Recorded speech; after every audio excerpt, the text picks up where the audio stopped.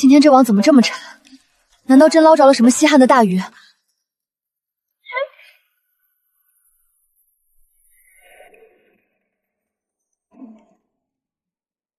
打鱼这么多年，捞上死人的晦气事儿，还能让我遇上？姑娘，你没死啊？大白天的，别装神弄鬼。只要你送我回去，以后就有享不尽的荣华富贵。阿弥陀佛，难道这就是传说中成精的鲤鱼精？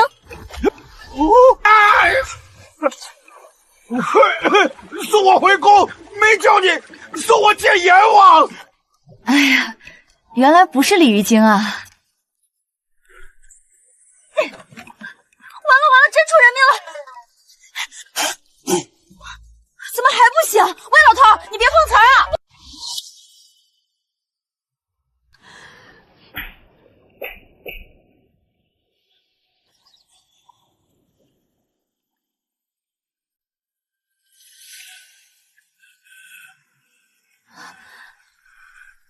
阎王原来是个女的。老人家，对不住啊，我还以为你是水里冒出来的神仙呢。以后我再也不听那些买鱼的人瞎忽悠了。我倒不是神仙，可是本领也不比神仙小。哦，那你倒是说说你有啥大本领？我是当今皇上，只是微服出游的时候出了意外，掉进了江里。姑娘，你救驾有功，只要你把朕送回去，想要什么赏赐都行，朕甚至可以封你一个郡主当当。这人说的话简直比鲤鱼精还要骇人听闻，肯定是在江里泡得太久，脑子进水坏掉了。爷爷临去世那几年，脑子就是这样糊里糊涂的，一会儿说自己是太上老君下凡，一会儿又说自己是条鱼。对付这样的老人家，我有经验，就是顺着他哄。是，皇帝陛下，您这一身都湿透了，江风又大，要不要先上岸换身衣服？对，先伺候朕更衣，再寻御医前来请脉。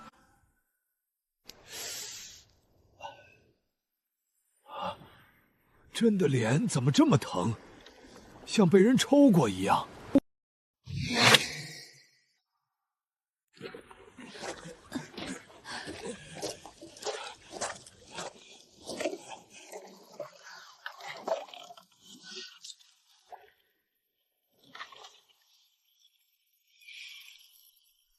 三叔，刚捞上来个落水的糊涂老头，借你身干净衣服给他换上，暖暖身子。行吧，让他进船舱里换。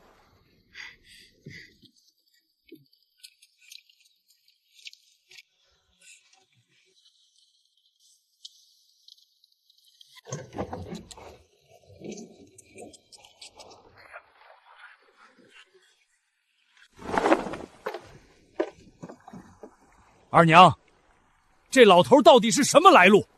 连件衣裳都不会穿。我想好心帮他一把，他倒好，还敢嫌我手粗，说我弄疼了他。让他进来，让他进来伺候朕更衣。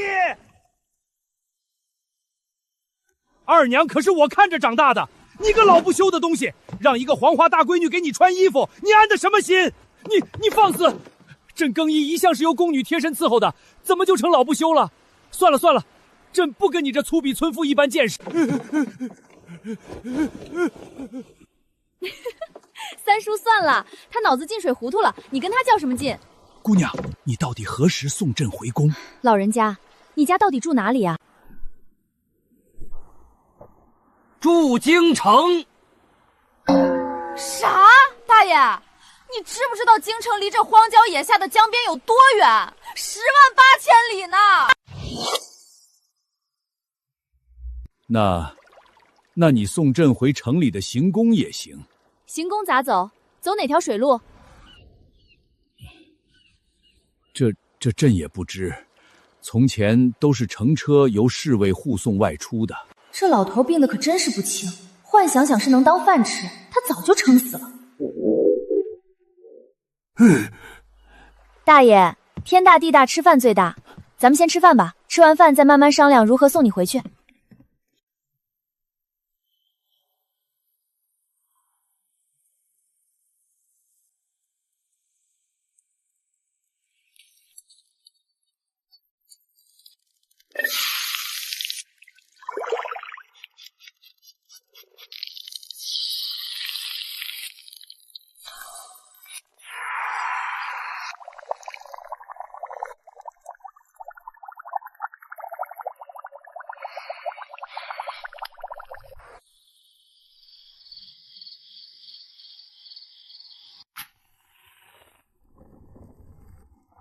除了打鱼，我还烧得一手好鱼。每天傍晚在这里摆个小摊儿，卖些下酒菜，也算贴补生计。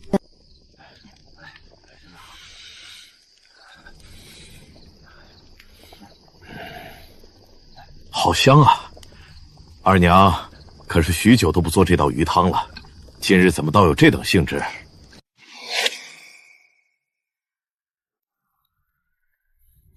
别提了，今天网里没鱼，倒捞上来一个落水的老头，看他受了寒，特意给他熬来暖身子的。那是谁家的长辈？怎么没见过？他呀，脑子里进水糊涂了，连自己是谁、家住哪里都不记得了，成天说胡话呢。帝王别是。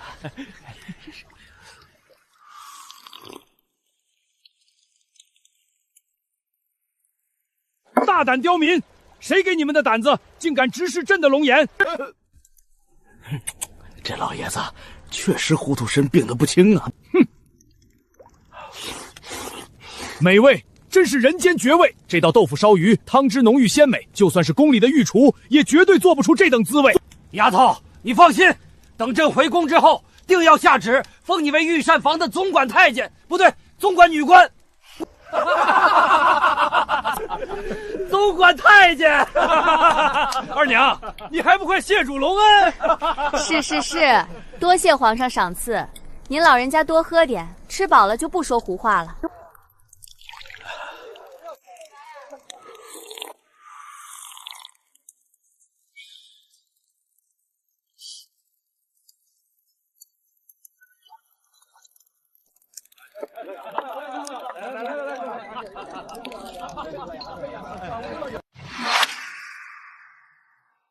一连几日，婉二娘拜托前来吃饭的食客们帮忙留意龙老头家人的消息，结果消息没打得到。婉二娘鱼摊上来了个自称是皇帝的糊涂老头的奇闻，倒是在江边各码头不胫而走。二娘，我瞧着这事儿不对劲，这老家伙该不会是装糊涂吧？我看他就是想赖在你这儿，天天蹭吃蹭喝。三叔，您就别瞎操心了，多双筷子的事儿。你还护着他？这几日他都歇在我的船上，那是把老子折腾得够呛。一会儿抱怨我那船板太硬，说硌得他龙腰疼；一会儿是打呼噜，吵得他睡不着。我这暴脾气，真想一脚把他重新踹进江里喂王八。丫头，朕的御林军可有消息了？没呢，大爷。那咱们晚上吃啥？昨天那道红烧大鲤鱼甚合朕意，不如今日再做一条。你放心，朕一言九鼎，等朕回宫后，定封你为御膳房总管女官。哼，天天张口回宫闭口御膳，说的跟真的似的。我看这回去见你祖宗。三叔，他都糊涂成那样了，你就当哄小孩，别跟他较真了。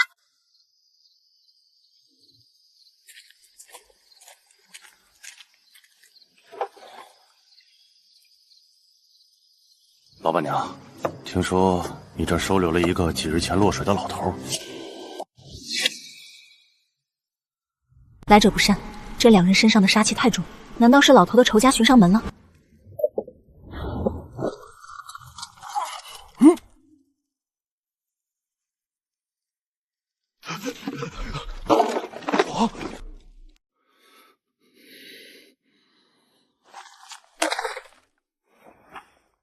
老爷子，小的们终于找到你了，特来接您回去。外面人多眼杂，委屈老爷子暂时别声张。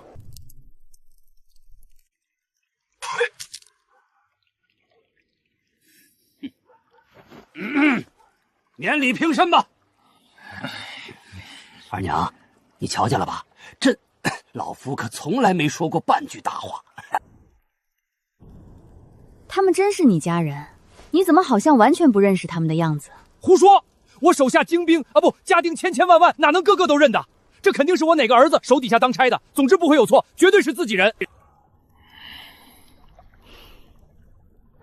这两人的目的，绝不只是单单接老头回去那么简单。二娘，你这次必须和我同去，这回老夫要好的赏赐你，让你享尽荣华富贵。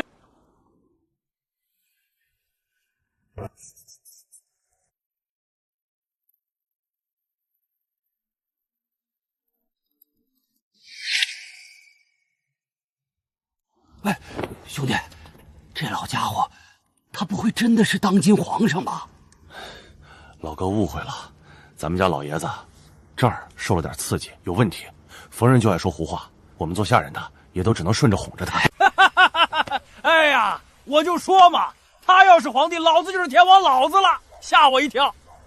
老爷子，此地不宜久留，咱们还是立刻启程动身吧。天都全黑了，两位想必也赶了很久的路，既然找着了人，也不差这一时半会儿。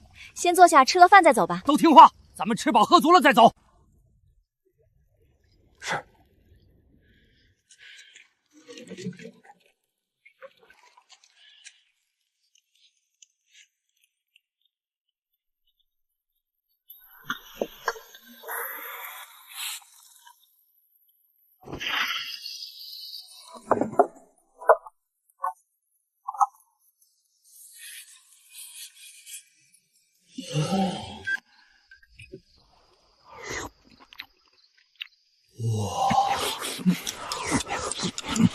好手艺，你把我家老爷子伺候得如此周到，我家主子知道后必定会有重谢，请姑娘一定与在下同往。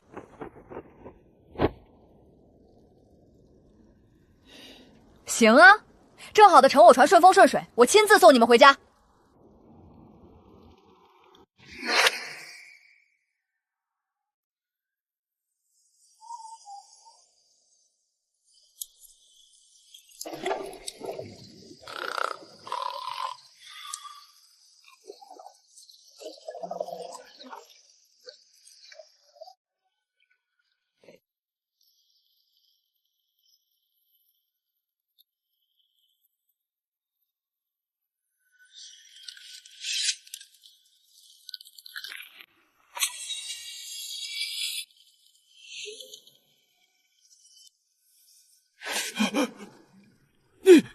你们干什么？对不住了，老爷子，那日坠船还以为您死透了，没想到你命这么大。既然又碰上了，那就别怪我们兄弟下手狠辣。你们这是弑君，是诛九族的大罪，究竟是谁指使你们干的？别听这老东西胡说八道，所有知情的人都宰了陈江，鬼才知道是我们干的。两位英雄别乱来啊！我就是个江边打鱼的，这事跟我没半文钱关系，求求你们把我当个屁给放了吧！谁让你这贱丫头多管闲事，偏偏要救了她？现在凡是见过她的人都得死。可惜了你做的那手好鱼，下去以后你慢慢煮给阎王爷吃吧，他一高兴，说不定让你投生个好人家。住手！放开她！她不过是个无辜的渔女，你们休要滥杀无辜，有什么冲着我来！好啊！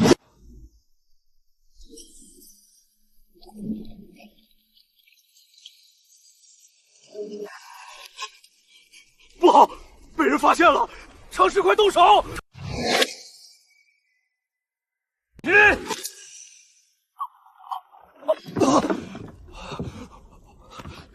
该死！刚才的饭菜里，你动了手脚，你是开黑店的！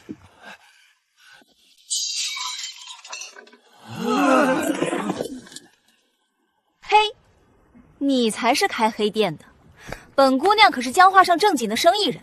哼，这些手段不过是用来对付你们这种败类罢了。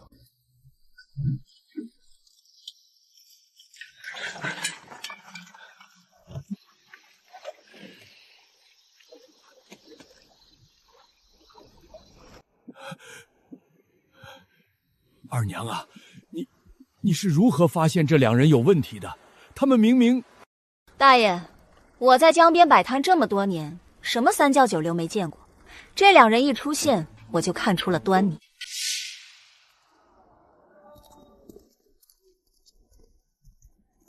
这两人来时，包袱里都沉甸甸的，腰上带着长刀，而且他们行动极为谨慎，惜字如金。当他们见到你这个落水幸存者时，第一反应不是庆幸，而是立刻握刀，眼中杀意毕露。若是寻常家丁，绝不会有这种反应。哼，我和乔三叔当时就用暗号确认了这俩人不对劲儿。酒菜做好后，三叔在他俩的碗边和筷子头上抹了迷药，之后大家一起吃菜。他们看我们同样动筷子吃饭，自然也就放下了戒心，乖乖把药吃了进去。怎么样，老头儿？我们这可是又救了你一命，就凭这泼天的救命之恩，这回你总得赏我个王爷当当了吧？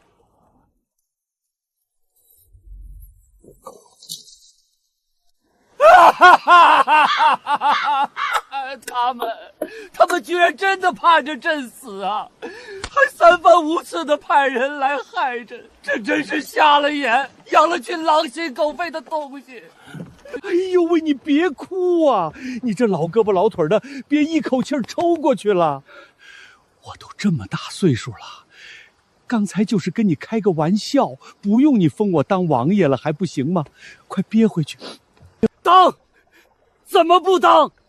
等朕杀回京城，把那几个逆贼碎尸万段，不仅封你当王爷，还要封你当铁帽子王，世袭罔替。又来了，又来了，牛皮吹得震天响。你先有命活着走回京城再说吧。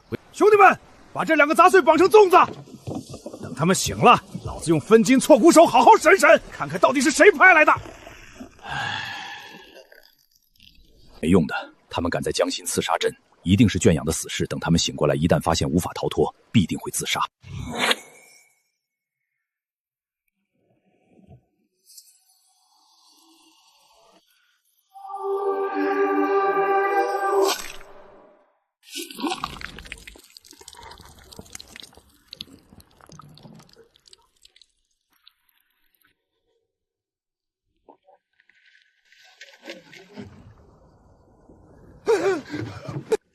还真让老头说中了，这孙子嘴里藏了毒牙，已经死透了。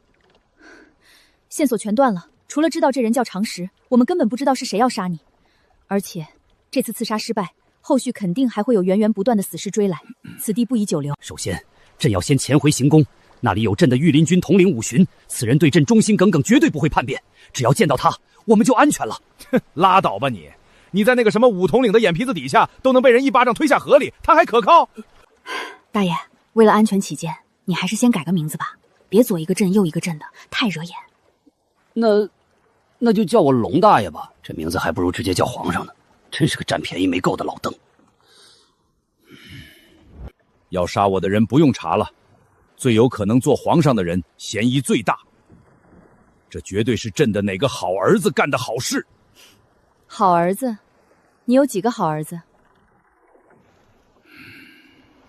大儿子和二儿子都在京城权势滔天，唯有老三因为不受宠，早早被打发到了偏远的封地。走，我们顺江而下，去投奔老三。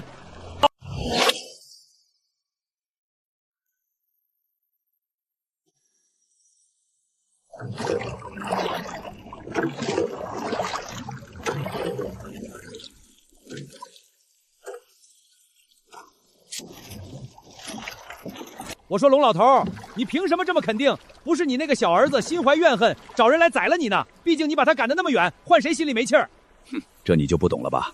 我身边守卫极其森严，若是想把手伸到禁军侍卫里，那必定是权势滔天之人。老三那小子赴封地多年，手里没兵没权，他早就没这个能耐了。况且我这个小儿子自小就心思单纯，号称一根筋，做事死板不识变通。真要让他造反，简直岂比登天还难。切，原来是欺负老实人啊！荣华富贵的时候没人家什么份儿，现在落了难被人追杀，倒是想起这老实儿子来。你这爹当的可真够缺德的。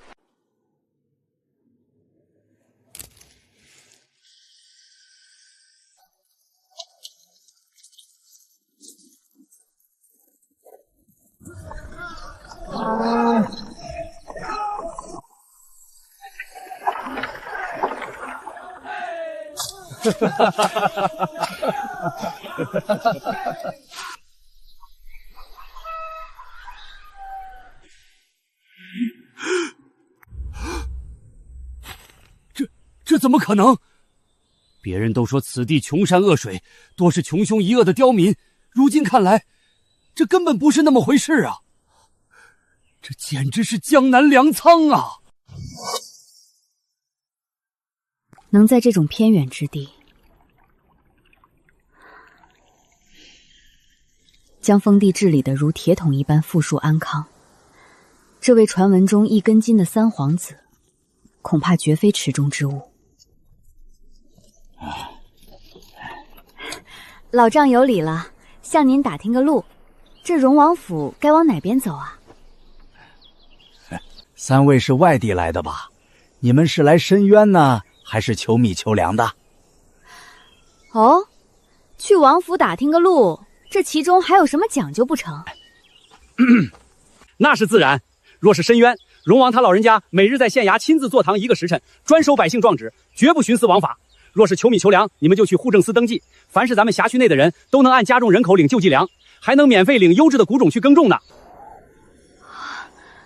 听老丈这口气，这位荣王殿下还真是位爱民如子的大善人呢。姑娘，你们几位居然没听说过荣王殿下的大名？他老人家可是天家的亲生儿子，更是我们泉州县百姓的再生父母大恩人呐！可不是嘛！现在咱们家家户户的堂屋里都供着荣王他老人家的长生牌位，咱每天早晚上香，就盼着他老人家健健康康、长命百岁，这样才能保佑我们老百姓太平安康啊！他老人家，这臭小子才多大岁数，居然就被叫上老人家了！老子这个当爹的还是天下之主呢，也没见谁给我立个长生牌位。哼！荣王千岁真是爱民如子啊！要不是荣王，我们这日子哪能这么好过？荣王就是咱们的活菩萨。我怎么也没想到，在这穷山恶水的地方，我这最不受宠的儿子，名头居然比我还响亮。诸位乡亲，这位大爷其实是荣王殿下的远房亲戚，特地来投奔他的。哎呦，原来是您是皇亲国戚呀！我就说这气质，这气度。皇亲国戚，真是气质不凡啊！哎，老头儿，你这亲戚当的还挺有面子嘛。哼！哎，大兄弟，你要是投奔荣王，现在直接去荣王府，那肯定是扑个空的。为何扑空？他不在府里享福，还能去哪儿？这个时辰，荣王殿下肯定正打着赤脚，在田间地头查看水路和秧苗呢。你们顺着这条道一直往上走，准能碰见他。走吧，大爷，咱们这就去见识见识这位在田里种地的皇子殿下。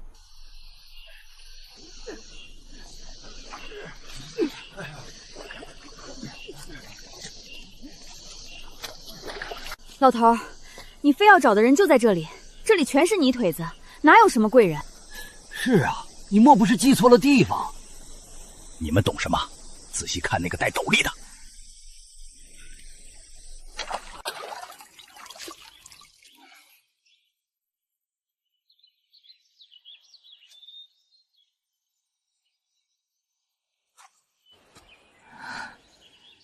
这小模样长得倒是俊俏。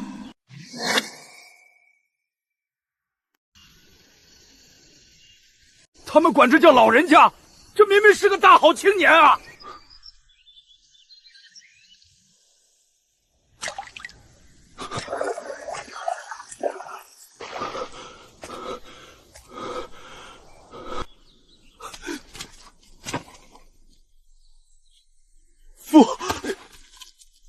富贵人家的大少爷，还不快带老夫去你家府上歇息？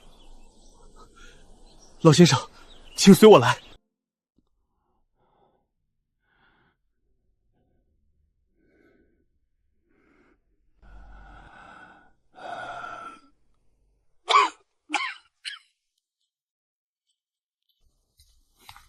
大夫，到底如何？回禀殿下，老先生受了些惊吓，略有风寒，只要好好调理，并无大碍。传令下去，全城戒严，立刻加强府内护卫。婉姑娘，乔大叔，听闻二位高义三番五次救我父皇于危难之中，感激之情难以言表，请先受本王一拜。殿下客气了，路见不平，拔刀相助罢了。今天既然已经把人安全送到，我和三叔的任务也算圆满完成了。江湖路远，明日我们便要告辞。不能走，绝对不能走！怎么，皇上还想强留我们平头百姓不成？这还没好好赏赐你呢，朕要带你回京，封你做郡主，让你过上穿金戴银的好日子。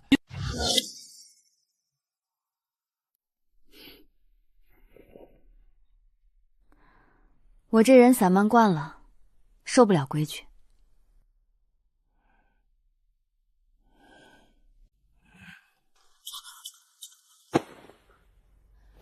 婉姑娘，如今局势不明，父皇只信任你们二位。若你们走了，父皇的安全……还请姑娘和大叔暂留几日，待局势稳定再做打算。二娘，要不咱就再留几日？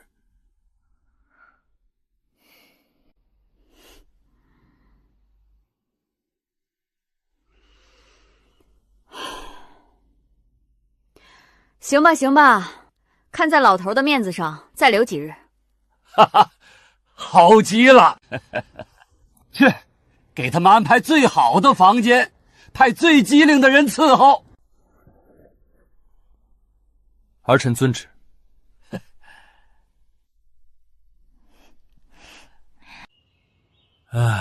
二娘啊，你瞧瞧这软榻，这上好的龙井，还有这伺候人的排场，真是做梦也没想到，咱们这在江上跑了大半辈子船，喝冷风的泥腿子，也有一天能过上这有钱人的安生日子。三叔，金窝银窝不如咱的水窝，这富贵日子过的人骨头都软了。我还是想念江上的大风大浪。请用糕点。放那儿吧，我不爱吃这些甜腻腻的东西，这被当成菩萨供着的感觉真是不痛快。你这丫头就是身在福中不知福。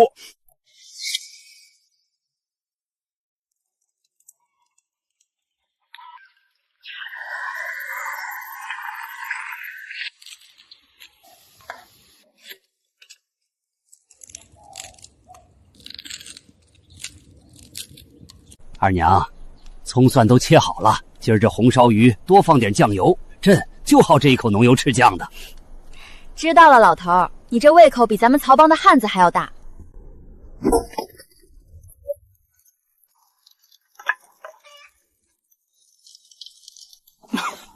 父皇，火候可还够？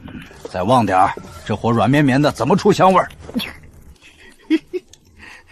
二娘，你看你们仨，一个掌勺，一个打下手，一个烧火，多般配啊！这看上去倒像是一家人，其乐融融的一家三口。三叔，你休要胡说八道！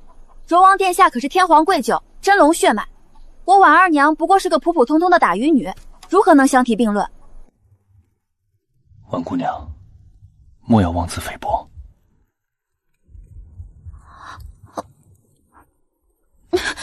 鱼要糊了。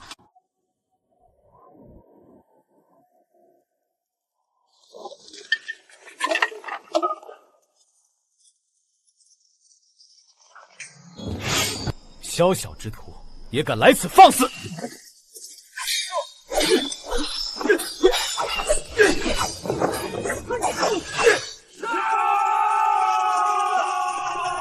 保护父皇，一个都不留！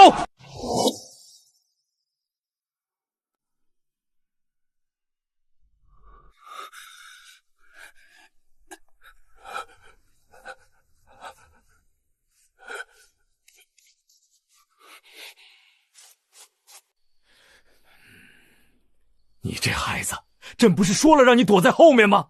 你可是千金之体，怎么能以身犯险，亲自去挡刀子呢？赶紧派别的人来保护朕！这荣王府的侍卫都是死人吗？王爷，万万不可！父皇息怒，父皇才是真龙天子，万成之躯。儿子为父为君，便是粉身碎骨，也是万死不辞。呸呸呸！什么万死不辞？童言无忌，大风吹去。将来你是要肩负大钱社稷的人，你怎么能死呢？你若死了，朕这大好河山交给谁？肩负社稷，父皇的意思是太子之位。父皇，儿臣惶恐。真是个呆子！这个时候你难道不该表表忠心，或者假装推辞一下吗？怪不得在这穷乡僻壤待了这么多年都无人问津，这脑子怎么就不知道转弯呢？好了，快回去歇着吧，好好养伤。是，父皇。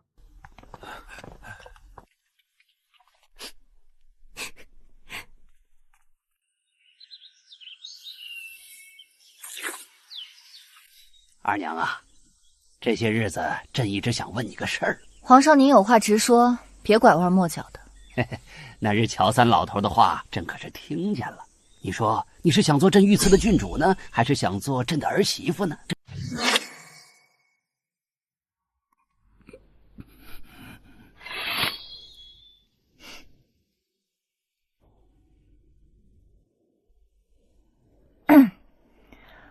皇上莫怪二娘说话直，不管是郡主还是皇妃，那深宫大院的规矩我可受不了。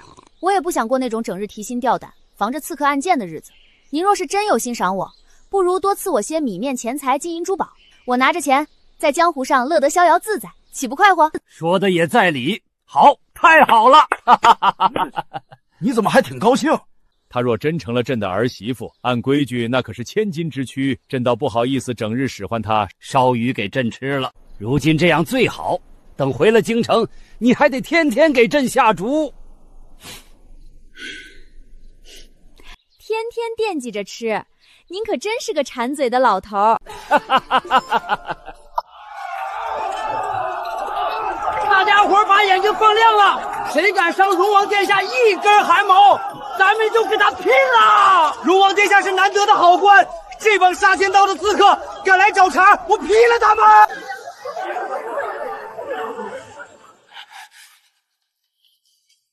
该死，这么多泥腿子围着，连只苍蝇都飞不进去，怎么下手？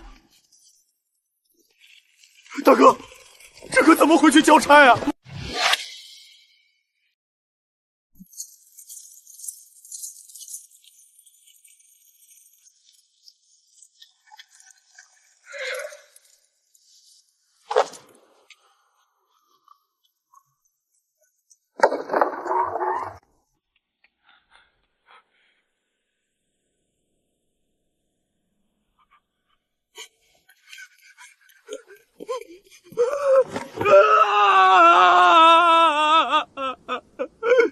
皇上啊，我的主子爷啊，感谢老天爷，你平安无事，看到你安然无恙，微臣就算现在立刻去死也瞑目了。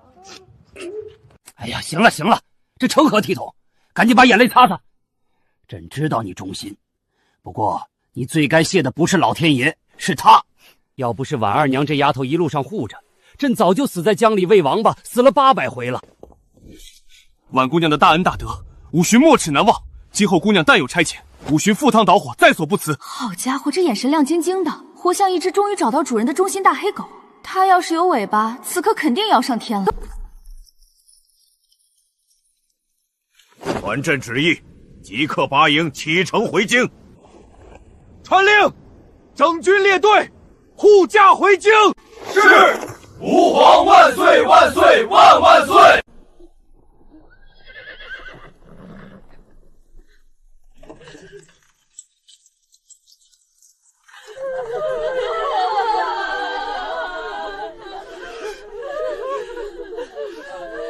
荣王殿下，你可千万要回来看我们啊！殿下千岁！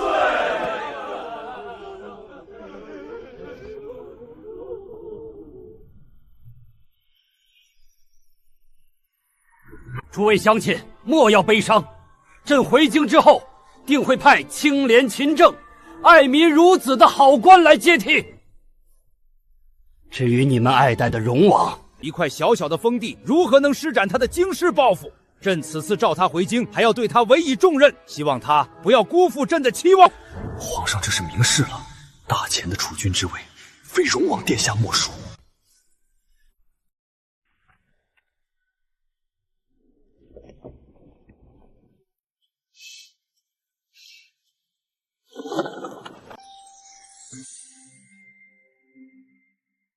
婉姑娘，本王从小不受宠，从未与父皇亲近过，我实在不知该如何与他老人家相处。我看姑娘与父皇相处，嬉笑怒骂全凭心意，毫无惧道。哪怕是最得宠的大皇兄，当年也不敢如此。不知姑娘有何秘诀？哪有什么秘诀？他虽是皇上，但脱了那层龙袍，不也是个风烛存年的小老头吗？寻常百姓家，儿子如何对待自己的老父亲，你便如何对待他。少些虚头巴脑的规矩，多些人情味儿就够了。受教了。当夜，荣王便卷着自己的铺盖卷儿，大步流星地走进龙老头的卧室。自己亲爹有危险，当儿子的自然是要贴身保护。这铺盖，我就打在父皇床前了。全军启程，目标京城。是。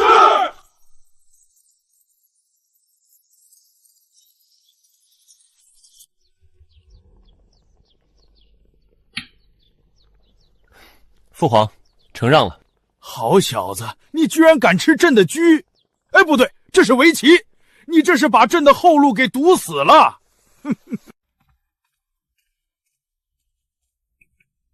喝口茶歇歇眼睛。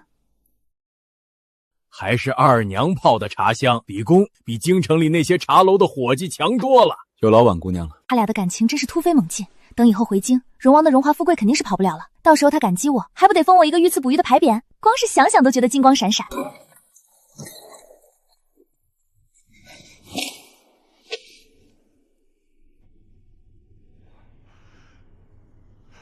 主子，出大事了！慌慌张张，成何体统？什么事儿？京城传来加急密报，大皇子反了。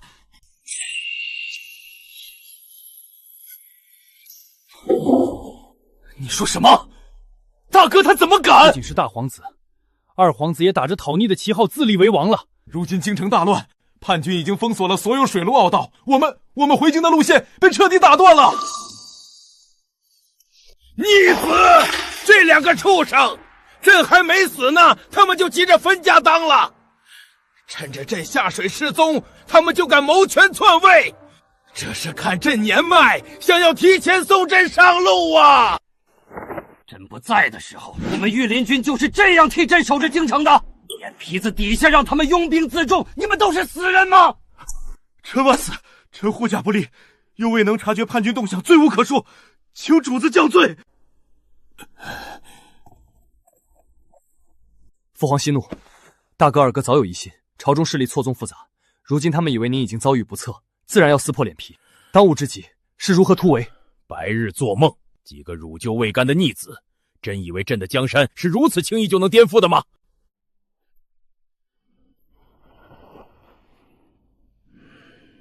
武勋，朕的虎符可曾带在身上？回皇上，臣离开京城时，为防万一，一直将虎符贴身携带。好，只要能平安逃离这片封地，我们就能调动兵马迅速平叛。父皇，离我们最近的是山城军，但即便快马加鞭，也有3天的路程。如今封地外围全被叛军死死围住，路根本走不通。我们唯一的突破口是走水路。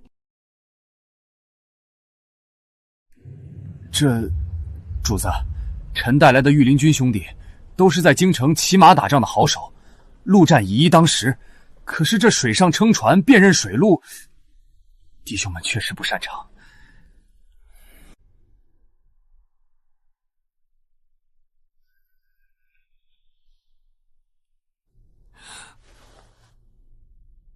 你们看我干嘛？我就是个卖鱼的。不会吧，这屋子里不是身经百战的将军，就是堂堂皇子太上皇，怎么力挽狂澜的活儿落到我一个小渔女头上了？哎，你们皇家的银子还真是难赚啊！打架不行，划船也不行，干啥不行。儿子怎能眼睁睁看着父皇置身险境？我愿意护着父皇，哪怕是拼死，也要一起闯出去。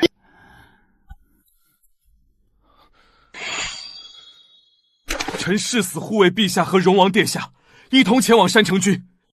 若有差池，臣提头来见。二娘啊，你看，咱们这也是一条绳上的蚂蚱了。你这手划船的绝活，能不能……行了行了，帮人帮到底，送佛送到西。我婉二娘做事有始有终，这次把你们都带上。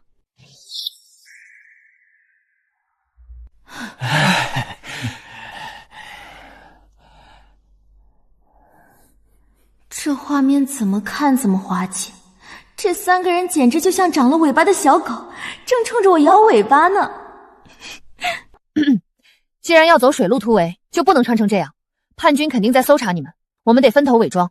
老头子，你和荣王还有二娘扮作一家3口，乘一条小船。我和这位5大统领扮作普通的渔夫，乘另一条船在后面跟着。真是便宜了那小子！你嘀咕什么？堂堂皇子，难道还配不上瓦姑娘？哼，得了吧你！二娘这厨艺，这人品，谁能娶到她是那小子的福气。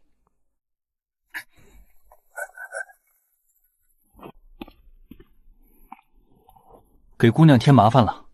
不麻烦，倒是委屈殿下要和我做一对愚公愚婆了。既如此，那姑娘别再唤我殿下了，叫我三郎可好？好嘞，三郎，咱们准备上船吧。是，娘子。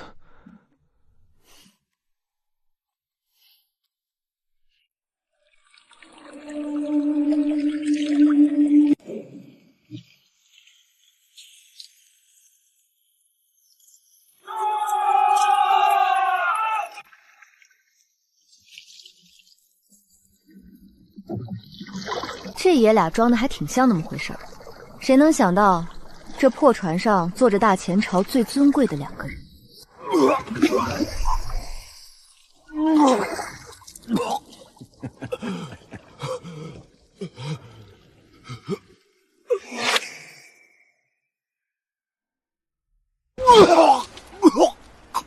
没用的东西，关键时刻还能干点啥？对不住，主子，是我拖了大家后腿。行了行了，赶紧滚进船舱里躺着，别在外面丢人现眼。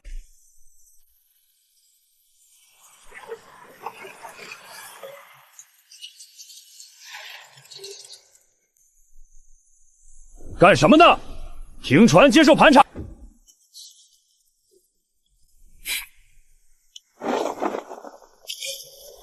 这位军爷，小的们是打鱼的，正要将今日新打的鲜鱼送到临城区去卖。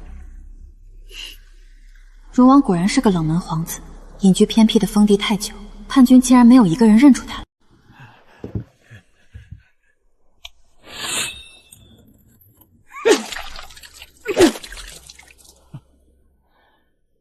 今日这条江疯了，你们统统给老子滚回去！军爷，我们和酒楼可是签了契约的，要送这鱼去卖。若是今日送不到，不仅鱼发臭了，还得赔付酒楼一大笔银子啊！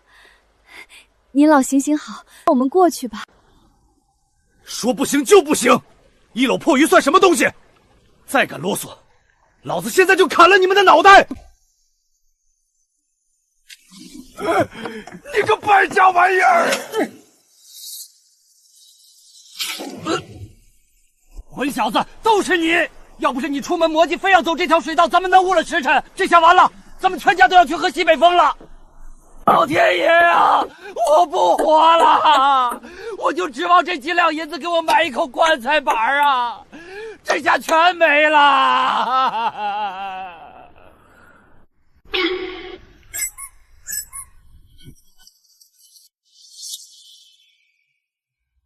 军爷呀，你干脆一刀砍死我这把老骨头算了，我也不用买棺材了，直接扔江里喂王八吧。这演技简直是炸裂啊！就算是镇上最泼辣的寡妇来了，也得给他竖个大拇指。爹，你差不多行了，别哭了。哎呀，去，晦气！军爷，您就行行好吧，我公爹就指望这次卖鱼的钱养老送终呢。要是这次赔了底朝天，公爹就要把我卖去窑子里换棺材钱了。夫君，我不愿和你分离啊。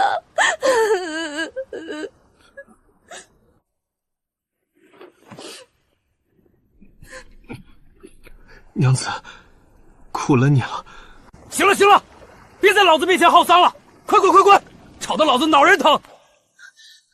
多谢军爷，多谢军爷。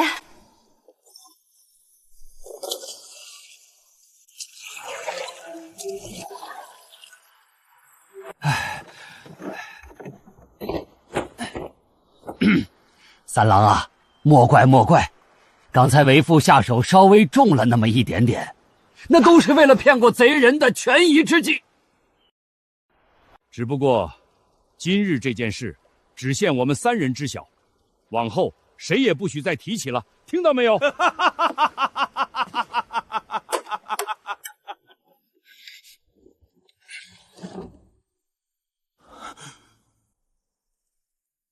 看什么看？划你们的船！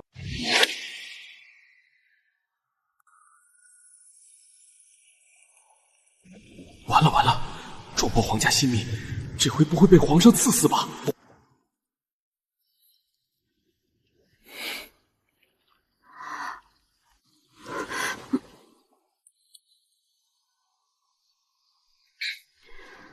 快到山城了，不可掉以轻心。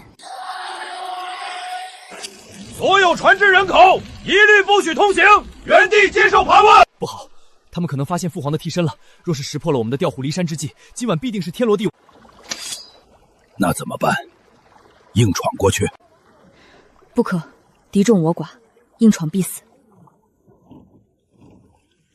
走，我们靠岸。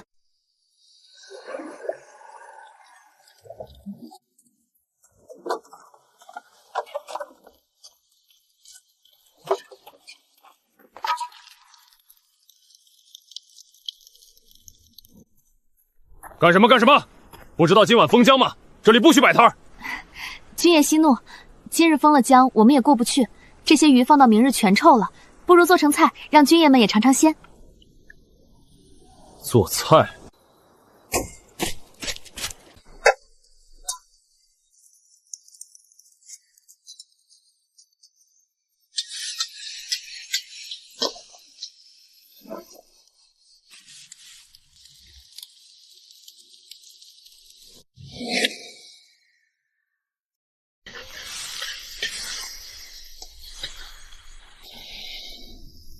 真香啊！君爷们辛苦了，都来尝尝鲜。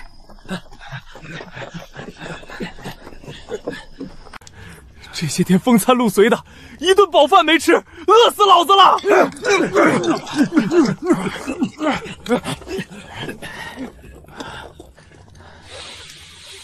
这鱼的味儿真香，我可不客气了。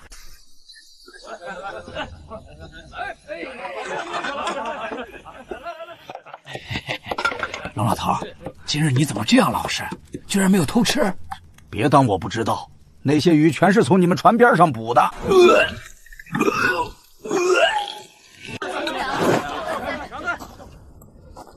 果然是你，开黑店的。常识，你服毒后竟然没死！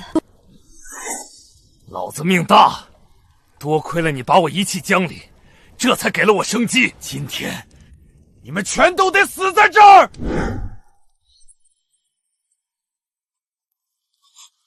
人在这里，都别吃了，快抓住他们！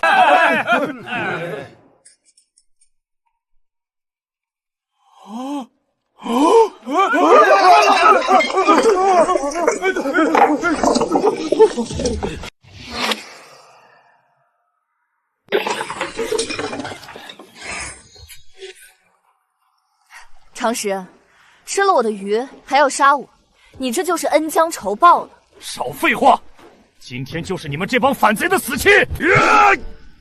刀，刀，刀。还说你不是开黑店的，今天老子和你没完！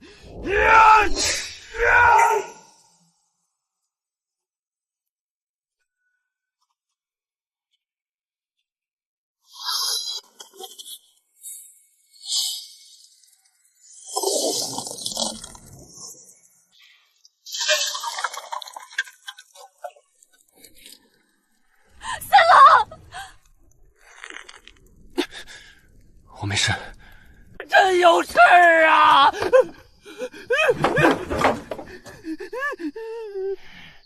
没事，老子现在就送你们一曲归西！休杀无主！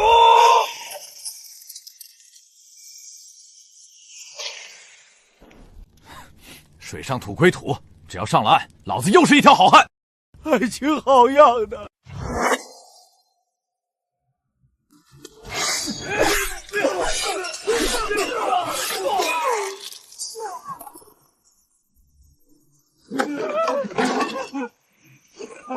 皇上，臣来救你！好爱情，快跑啊！走，上船！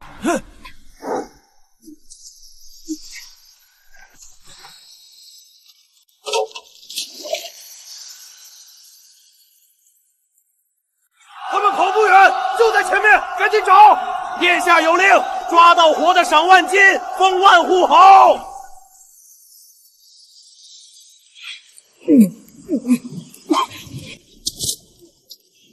三叔，往左转，进那片芦苇荡。明白。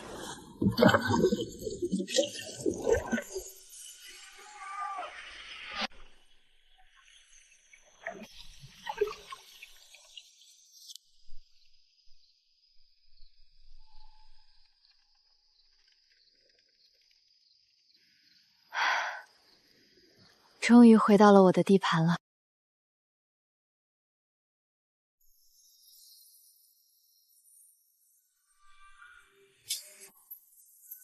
在这儿，快抓住他们！是啊！二娘，这回怎么办？这水路被彻底锁死了。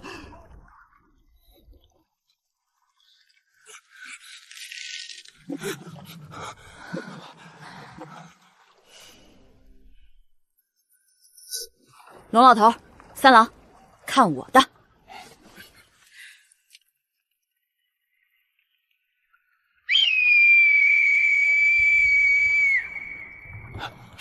什么声音？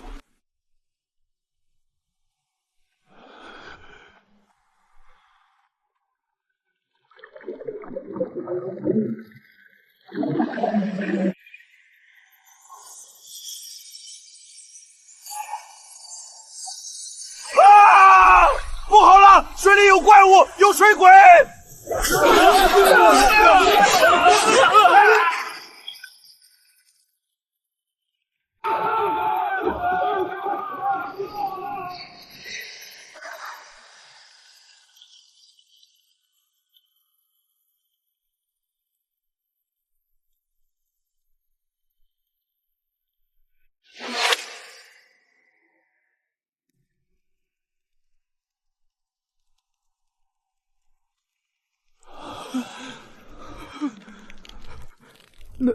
那到底是什么？这江里真的有水鬼吗？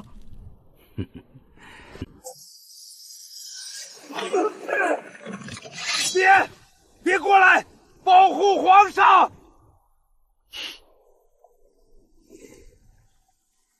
退下。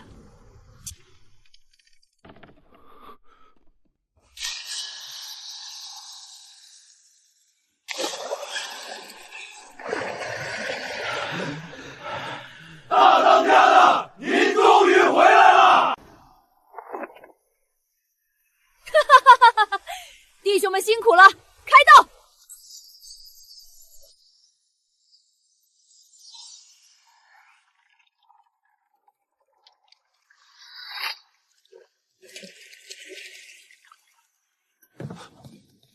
万大当家，外边这些水鬼全都是你的兄弟？对啊，如假包换。你一个娇滴滴的小娘子，统领这帮杀人不眨眼的怪物？哼，这话说的，你刚才不都听见了吗？所以，你是个女匪首？对，别胡说八道。什么女匪首？我们是正经的曹帮，天下第一大帮。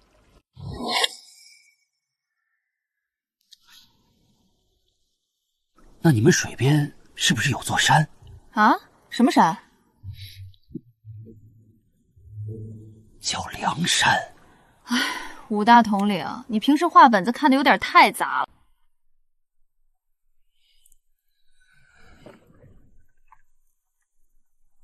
老爷子，他这是抽什么风？还能怎么了？伤自尊了呗。啊？伤什么自尊？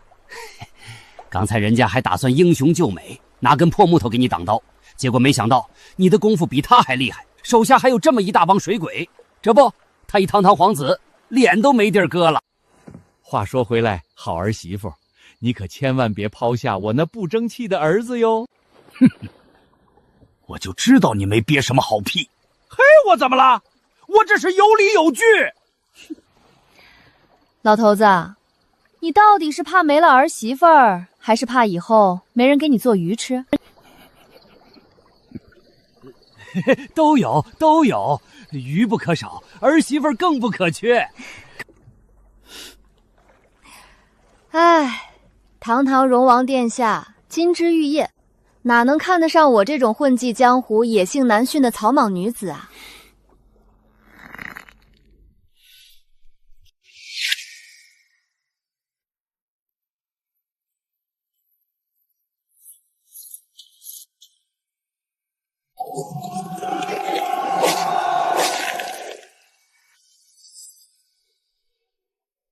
奉天承运，皇帝诏曰：荣房评判有功，智勇双全，特立为皇太子，钦此。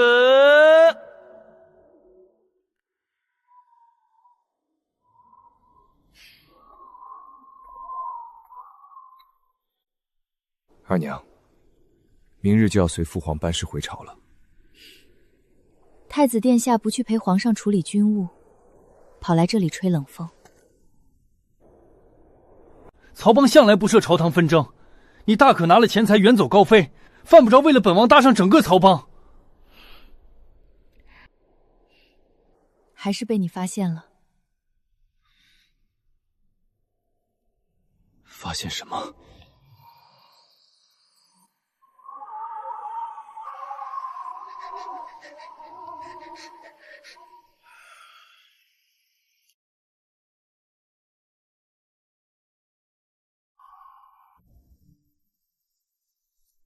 去户政领块牌子，以后饿了就来领干粮，别怕。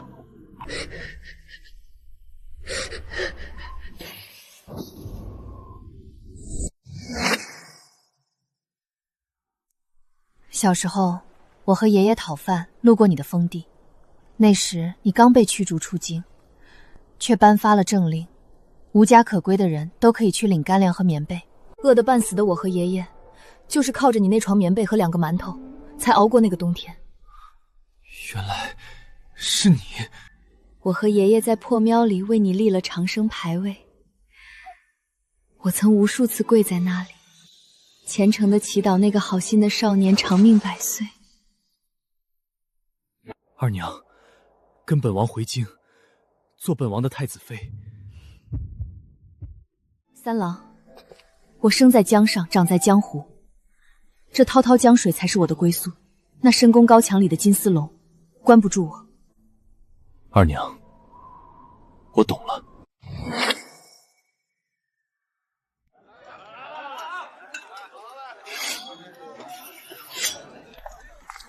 趁热吃。大当家的，皇上和那小子的身份现在可都明牌了，地下的弟兄们都在议论，你要不要跟着那小子回京城去享福？享福？去那规矩森严的深宫大院里，当一只被拔了毛、任人赏玩的金丝鸟？唉，话是这么说，可我看那小子对你那是真的掏心掏肺。三叔，曹邦是我的命，江水才是我的归宿。今日散伙饭，我去楼上跟荣王道个别，咱们准备启程。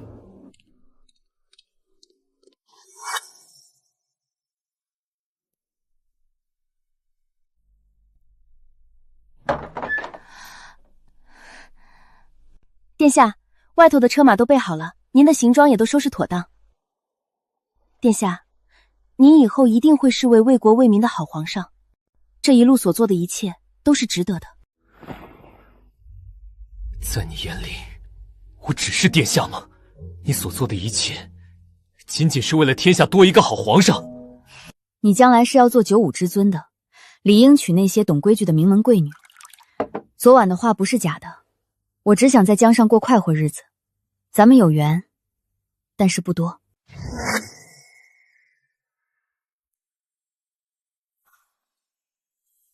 从前，我的梦想是做一个好皇上，指点江山，造福百姓。如今，我倒希望自己可以自由自在，抛下一切，和心爱的人一起浪迹江湖。殿下，你有你的抱负，我也有我的。我要将曹帮变成一下第一大帮，让所有水上的兄弟吃饱穿暖。而你身负的是天下黎民百姓，我们注定殊途。我知道的，我昨夜就知道留不住你，但还是想最后试一试。我看着你走，去吧。保重。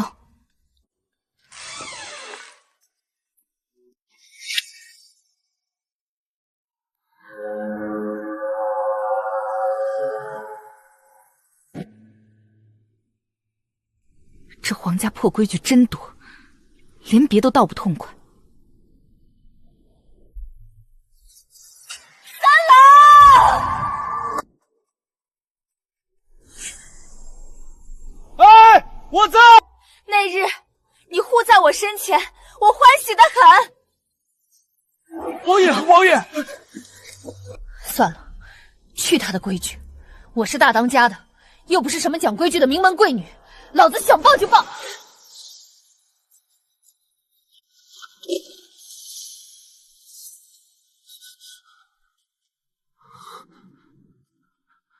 二娘，一路保重。一路保重。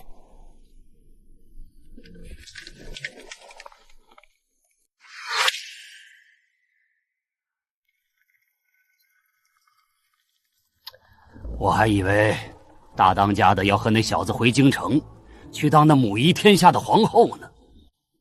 我可是统领数万水鬼的曹帮老大，谁稀罕去做那老狮子皇后？听着风光无限，说到底，不过是关在笼子里的男人附庸。不过嘛，我倒是为咱们曹帮谋了个天大的好前程。天大的好前程？啊！大当家的，这就是你说的为帮里谋的好前程？这难道真是当今皇室的？当然，我早就告诉过你们，我婉二娘要生孩子，自然要借这天下最尊贵、最好的种。我的亲娘嘞！那以后咱们的少帮主亲爹岂不就是未来的皇上？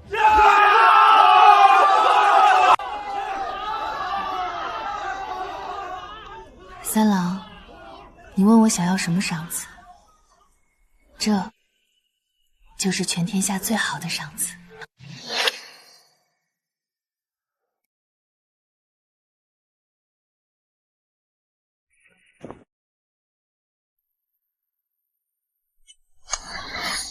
你是谁？瞎了眼吗？敢挡我曹帮婉大当家的船？这嚣张的眉眼，这张狂的神态，二娘，你当初说的为曹帮谋的好前程，竟然是这个意思。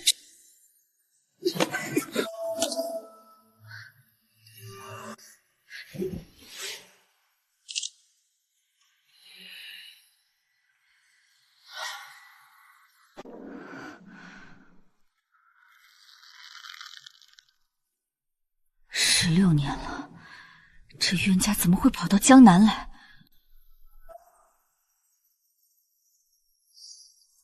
大胆！没听到本少当主问话吗？可知这江面上，谁的船敢拦我们曹帮？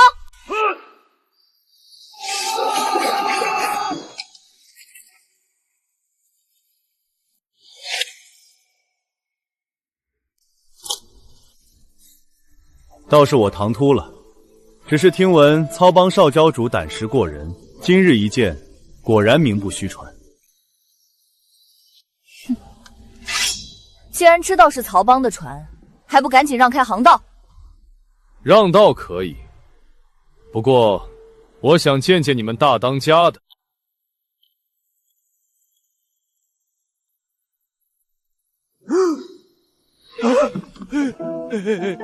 原来是京城来的贵客，陛下微服私访，怎么不提前打个招呼？我家大当家的可天天盼着您呐。乔三叔这破嘴，真是越来越不把门了。老娘什么时候盼着他了？三叔，多嘴。二娘，好久不见。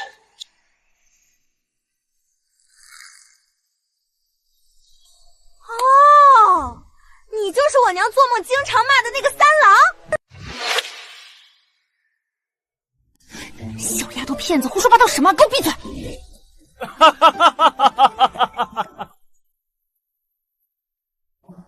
我娘说，当年是你单枪匹马护着她冲出叛军十面埋伏的。是，不止那次，我还想护你娘一辈子。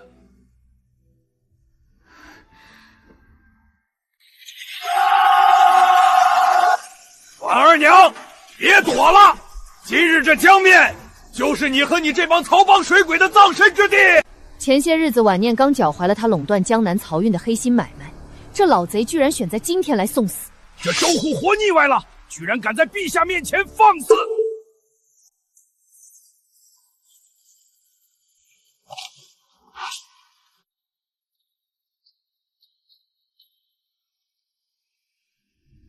交给朕。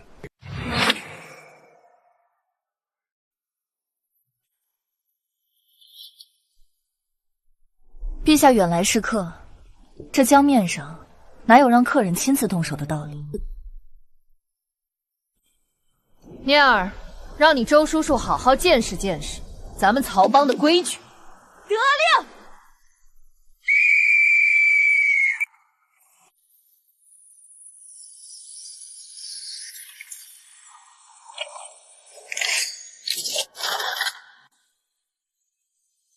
王二娘，你少他娘的在这里装神弄鬼！你以为有个当皇帝的相好在背后撑腰就能为所欲为？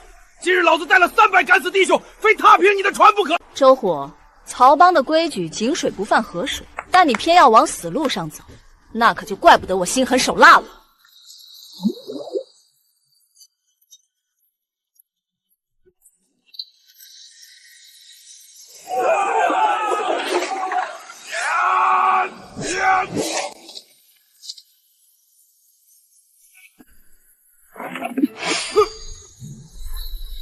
周帮主，逞英雄也要看清地方，给我绑了！不愧是朕的女儿，这股子天不怕地不怕的狠劲儿，简直跟他娘一模一样。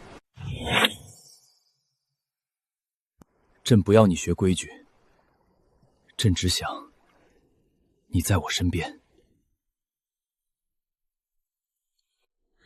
你是天子，我是江湖草莽，你朝堂上那些文官，一口一个妖女，你扛得住吗？朕扛了16年，再扛一辈子也无妨。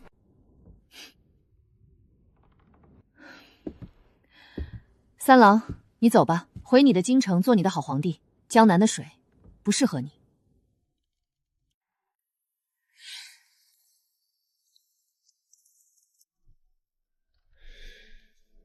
二娘，我可以等你愿意的那天。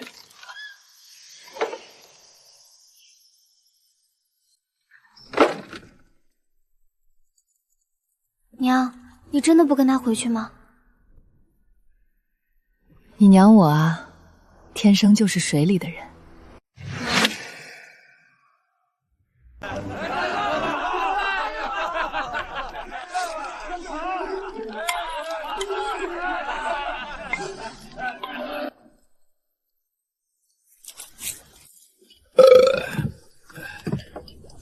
陛下，您怎么还会干这个？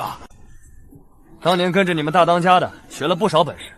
这剥蒜的活儿，朕可是练过的。别光说不练，把葱切了，切细点。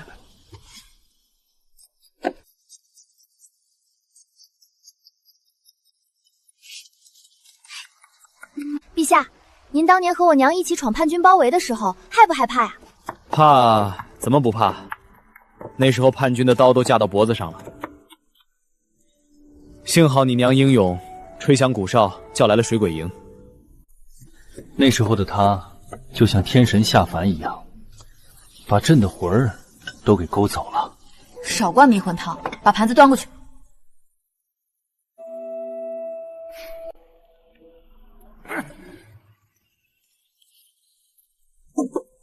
陛下，我家大当家的性子野，像野马一样，你可得多担待。他要是欺负你，你可别跟他一般见识。能被他欺负是朕的福气。没正经。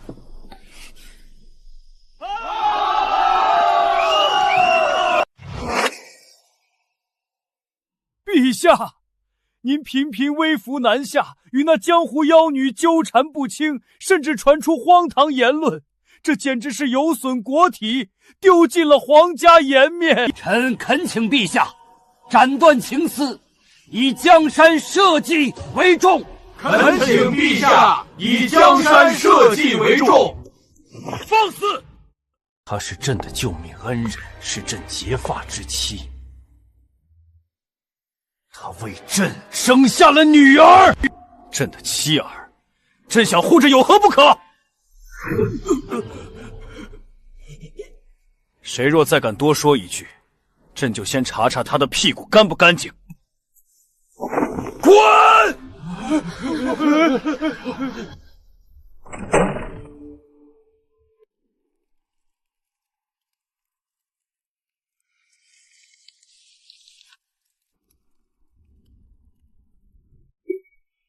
堂堂大前天子，竟与一个满身鱼腥味的江湖妖女纠缠不清，明着劝阻不成，那就暗着拔去这颗眼中钉。老夫可是当朝大局清流领袖，怎能容忍大前的江山染上江湖草莽的做派？对付一个没有品阶的江湖帮派，何须劳烦皇上出面？用官府的规矩就能将那女人碾成齑粉，逼她知难而退。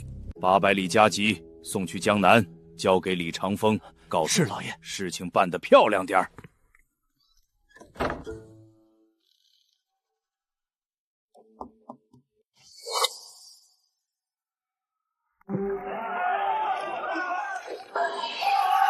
全部合围，一只苍蝇都不准放出去。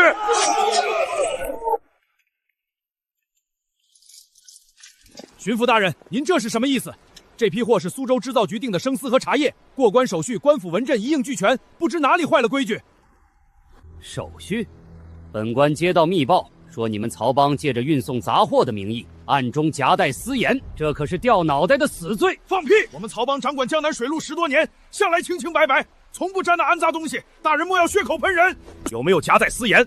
本官查了才知道。来人，把这几艘船全部扣押，贴上封胎，敢有反抗者，以谋反罪论处，就地格杀。欺人太甚！真当咱们曹帮是随便捏的泥人？弟兄们，抄家伙！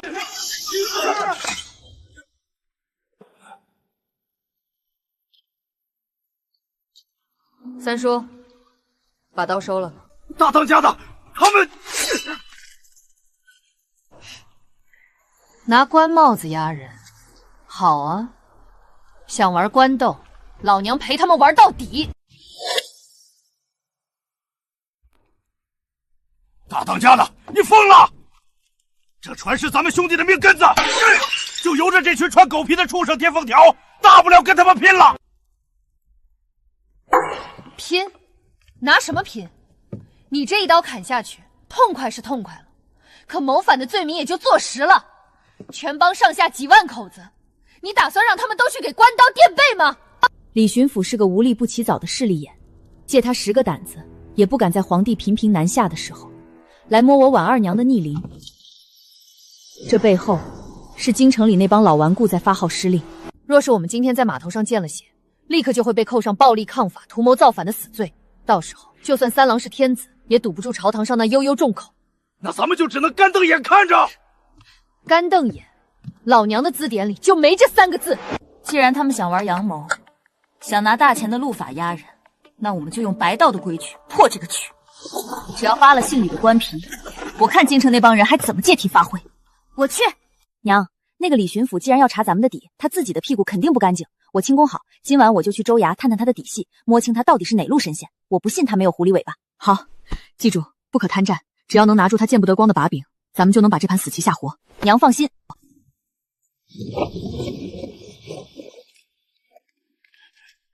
少帮主这轻功，真是越来越出神入化了。三叔，把今天码头上的弟兄们都叫回来，不许轻举妄动，等聂儿的消息。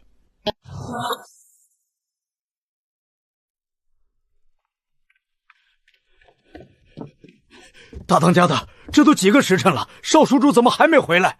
我带几个兄弟去接应吧。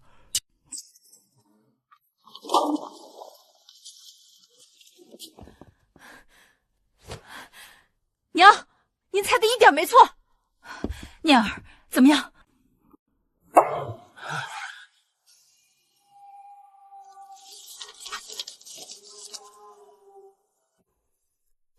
好一个两袖清风的江南巡抚，表面打着彻查私盐的旗号扣我们曹帮的船，背地里却勾结江南盐帮的残党，把官盐当私盐卖。这其中甚至还有3成红利，悄悄送进了京城礼吏部尚书顾老的司库。真是好一招阳谋，拿我们曹帮当他升官发财的垫脚石，拿咱们曹帮当挡箭牌，去填他主子在京城的无底洞。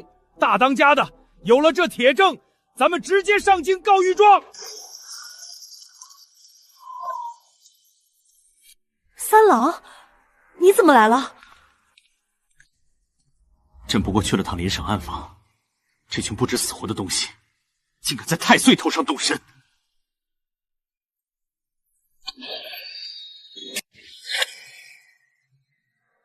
二娘，你别管了，朕现在就调城外的御林军，直接去巡抚衙门把那姓李的抄家下狱。朕倒要看看，谁还敢动曹帮半根手指头！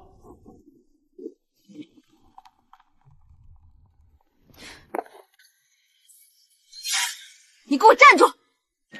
二娘，他们都欺负到你头上了，朕若连自己的女人都护不住，算什么皇帝？你若真这么做了，才是如了京城那帮老顽固的愿。你以天子之威强压地方大员，他们只会说是我婉二娘蛊惑圣耳，祸乱朝纲。到那时，就算李巡抚死了，曹帮这妖女贼窝的帽子也再摘不下来。可朕不在乎那些虚名，朕只要你们平安。可我在乎。三郎，你看清楚了，我是曹帮的大当家，不是养在深宫里受了委屈只能等着男人来救的金丝雀。这江南水路是我一刀一掌拼出来的，不需要靠皇帝的特权来摆平麻烦。好，朕依你。那你打算怎么做？姓李的不是发了话，明日要升堂定我们曹帮私犯之罪吗？那明日州衙升堂，你且在人群里看着，我怎么扇他的脸。好，朕在人群里看着。来人，去把那私犯官盐藐视王法、祸乱江南的曹帮贼首婉二娘给本官缉拿归案。不用劳烦李夫人的狗腿子，老娘自己来了。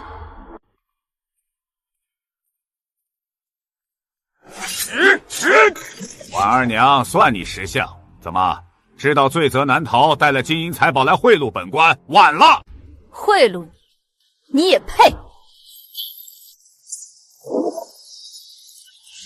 大胆刁妇，竟敢将赃物公然带上公堂，你这是不打自招！3月初5，李大人联手江南盐帮残党，于黑水湾走私官盐5000担。4月12，以私扣曹帮正规盐引，转手倒卖2万斤黑盐，获利10万两白银，其中3成红利经由水密送入了京城礼部尚书顾老的司库。我操！这贪官是在贼喊捉贼啊！狗官、畜生，滚出去！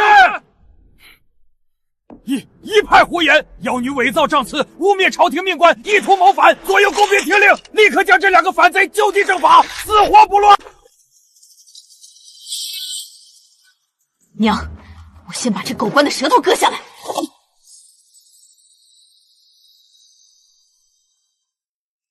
住手！御林军办差，阻者杀无赦。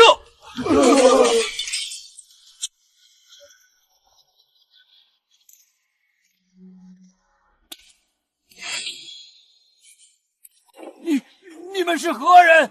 胆敢咆哮公堂，这是造反！瞎了你的狗眼！圣驾在此，还不跪下！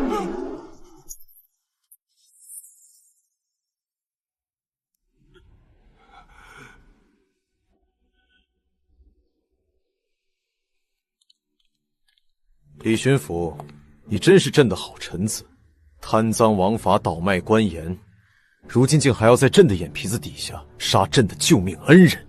微臣罪该万死，陛下饶命！陛下饶命啊！你确实该死。来人，摘了他的顶戴花翎，打入死牢，3族之内严加查办。是，陛下饶命！陛下饶命啊！传朕旨意，曹邦10多年前护驾平叛有功，乃我大前之功臣。从今往后，江南水陆贸易，曹邦畅行无阻。若再有哪路不长眼的枭首，敢拿脏水泼到曹邦头上，李巡抚的下场，便是他的榜样。娘，他可真威风。满意了？还行吧。陛下，臣妇告退。曹邦还有一堆烂摊子要收拾。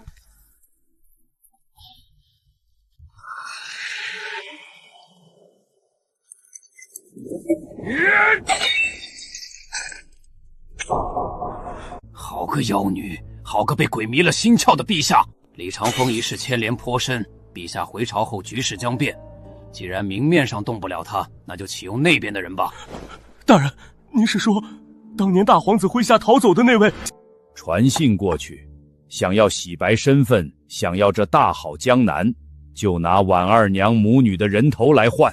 是，大人。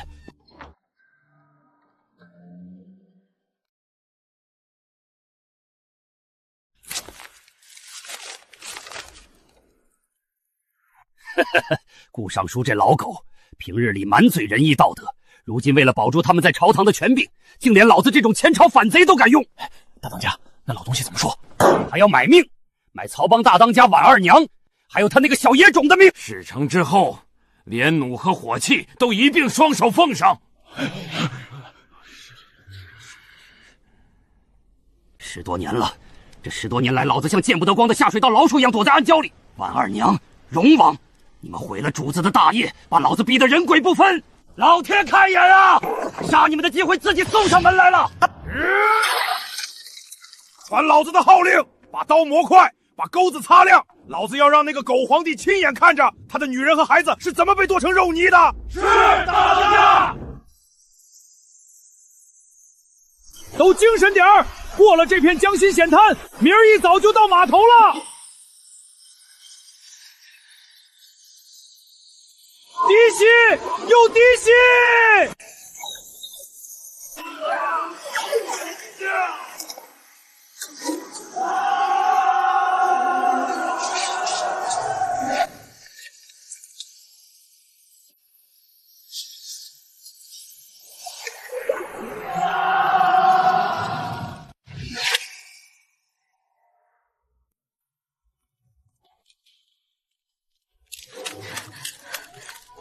娘，顺流下去探查的兄弟一个都没回来，乔爷爷也音讯全无。大当家，快救三爷！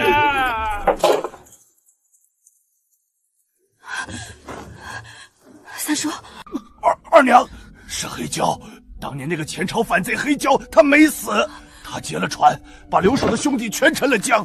他放话，3日之内让曹邦交出水路控制权，否则血洗36座码头，鸡犬不留。荒唐！丧家之犬也敢在大前狂吠！立刻持镇金牌，调登镇海营水师，朕要将这群余孽挫骨扬灰！遵旨。这事没这么简单。皇上，镇海营调不动。你说什么？见金牌如见朕，谁敢抗旨？是京城兵部连夜下的800里加急军令，兵部以防备海寇异动为由下了死命令，江南沿线所有水师封港待命，监军死死扣着虎符，一兵一卒都出不了营，根本没有海寇异动。这是顾老那帮逆臣的手笔，他们故意切断江南水陆后援，就是要结交的刀，把朕和曹邦一起困死在江南。皇上的意思是，咱们这是被人瓮中捉鳖了。京城的官既然不管，就让他们睁大狗眼看着。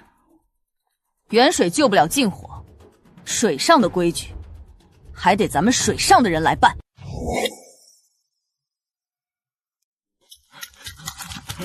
大当家，看清楚了！黑蛟的舰队，所有的快船都在水线处包了熟铁皮。更要命的是，他们的主舰和先锋船上全都架着激阔连弩。连弩？那可是朝廷军机处秘制的神医连弩，防备北方重甲水师的镇国利器，怎么会落到一帮水匪手里？看来京城里那些高高在上的大人们，为了要我这个江湖妖女的命，连朝廷的家底儿都舍得掏空。二娘，听朕一句劝，敌强我弱，装备相差悬殊，这根本不是靠江湖义气就能填平的血河。立刻下令，让所有兄弟弃船登岸，退守内陆深山。只要拖上10天半月，朕的死忠亲卫必能肃然朝堂。大军一到，黑家就是瓮中之鱼。退守内陆，三郎，你用的是帝王权衡利弊的兵法，可我守的是江湖人的命脉。一旦我们弃守黑家登岸，这沿江数帅手无寸铁的百姓谁来护？铁甲船又如何？连弩又怎样？在这片江滩上，只要我婉二娘还喘着气，就轮不到几条丧家之犬来作威作寿。传我大当家令，今夜子时，飞鱼、黑水、卧龙3大码头的留守兄弟全部后撤，把水道敞开，给老娘统统退进内河狭窄水域。二娘，你这是要主动放弃3大码头？娘，您疯了！咱们不退守内陆，却要主动放弃水上重镇，把这3大码头拱手让给那群畜生。哼，吃进嘴里的，届时我要让他连肠子都一起吐出来。老大，探子回报，3大码头全空了，曹帮连夜缩进了内河的芦苇荡，连个反抗的鬼影子都没留下。哈哈哈哈！什么江南水陆女王，什么碗大当家，老子还以为有多大的能耐，在这朝廷秘制的铁甲神弩面前，还不是吓得夹着尾巴做乌龟？传令下去，舰队分兵3路，立刻进驻3大码头，给老子把他们藏在暗河里的金银财全搜出来！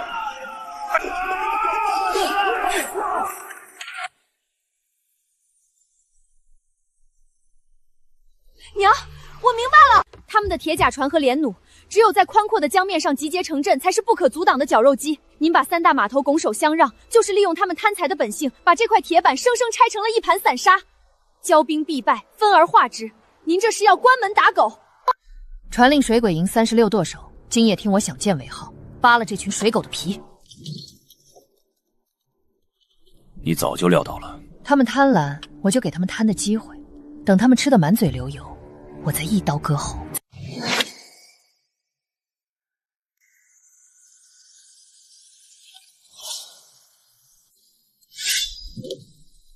娘，黑蛟送来战书了。今日正午，亲自去江心岛摆龙门阵和谈归顺之事，否则就一把火烧光3大码头所有的百年基业。不能去，这是鸿门宴。这战书来的可真是太巧。传我令，备一叶轻舟，今日正午，我准时赴江心岛。不行，二娘。我不能眼睁睁看着你去送死！我婉二娘是统领数万兄弟的大当家，是刀尖上舔血的江湖女王，此战必赢。好，朕不拦你，但这一次赴死局，你必须带上一个曹帮的新喽啰。你要跟我去？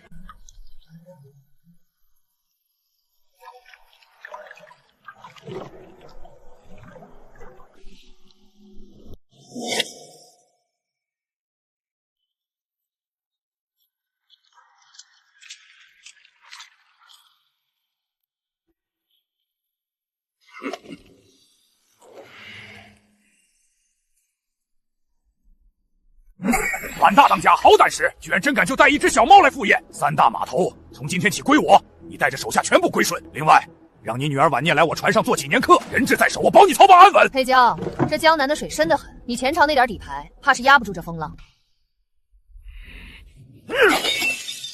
贱人，给脸不要脸！来啊，让这不知天高地厚的娘们开开眼！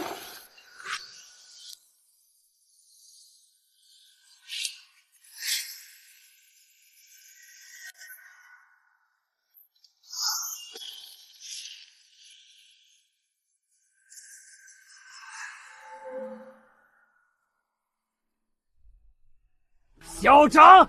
你再嚣张，老子看你这血肉之躯硬不硬得过神机营的火炮！贱人，去阴曹地府做你的大当家吧！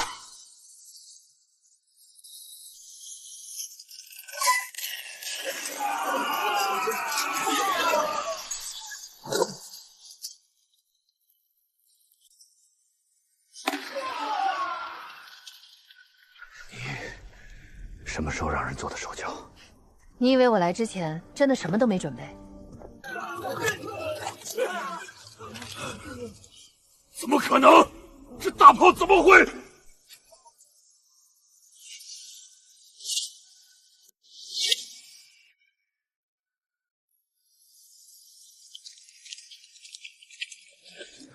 娘说过，越是重火器越怕水，从泡汤动手。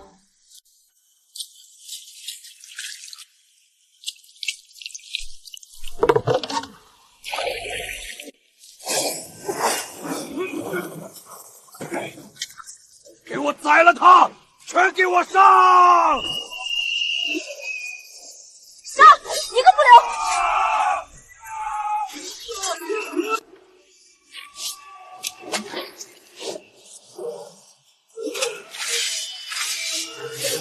裴娇，今日你我新仇旧恨一起算。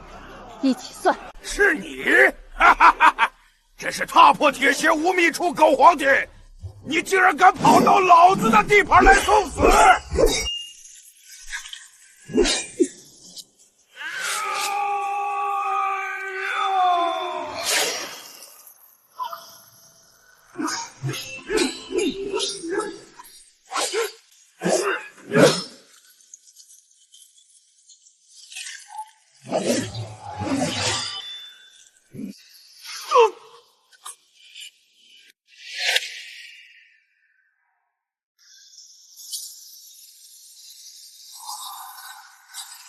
曹帮办事，挡路者死！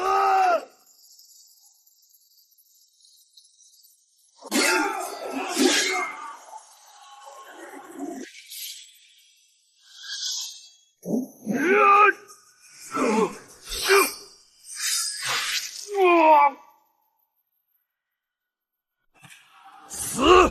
都给我死！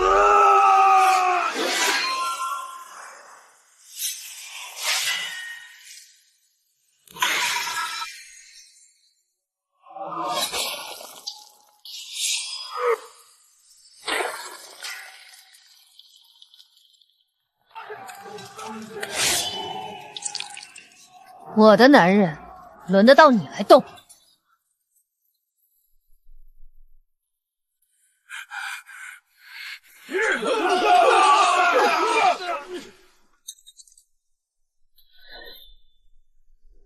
黑椒，你输了。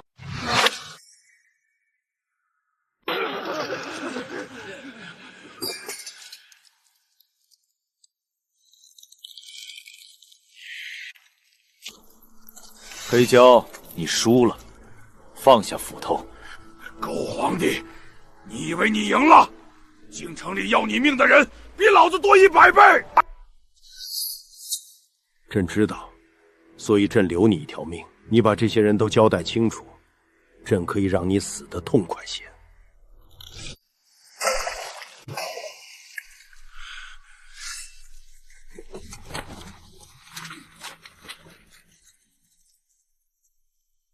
在想什么？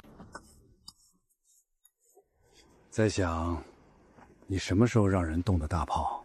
来的路上就让聂儿带人绕到贝崖了。我说过，水上的人自有水上的规矩。你做的都对。这人怎么越来越肉麻了？陛下，伤亡如何？弟兄们伤了23个，折了7个。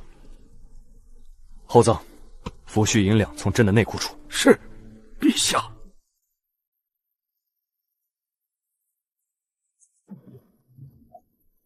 黑江压在哪艘船上？单独关押在底舱，双人看守。他伤得不轻，但不会有性命之忧。朕要单独问他几个问题。娘，贝崖那边搜过了，再没有埋伏的，后路全清干净了。干得不错，没受伤吧？我能有什么事儿？倒是娘你，我刚才远远看见你刺那大个子手腕那一下，漂亮，比我在贝崖看的角度还准。少拍马屁，去帮你三叔清点人数。娘，晚上我想吃你做的鱼。先把活干完再说。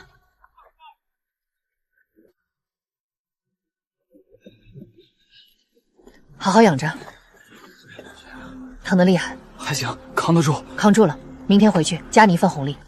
谢大当家。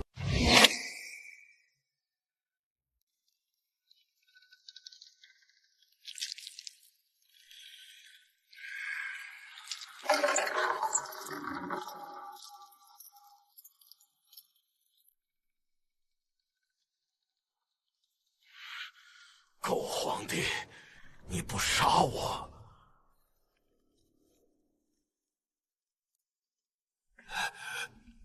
你已经拿到这个了？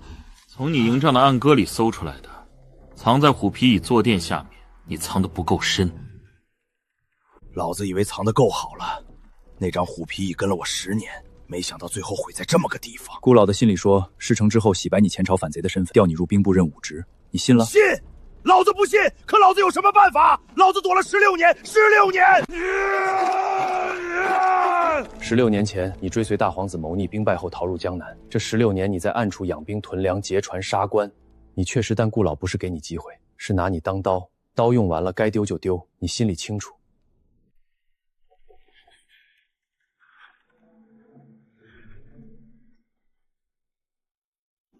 兵部左侍郎陈炳文，陈炳文只是中间那条线，还有谁？线上头是顾老，线下头是江南6府18县的买官里名单，在顾老府中有一册，那册子上还有江南漕运的暗中分成比例。我知道你没搜到那张虎皮椅下面还有夹层，去重新搜那张虎皮椅，椅面与坐垫之间的夹层，仔细拆。你还有多少底牌没亮？没了，全没了。黑胶。你这一生的最后一件事，做的还算有用。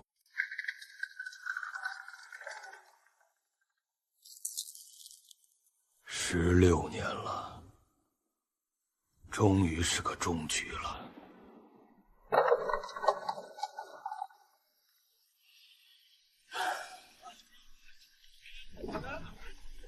让人背笔墨，朕要连夜拟一道密旨。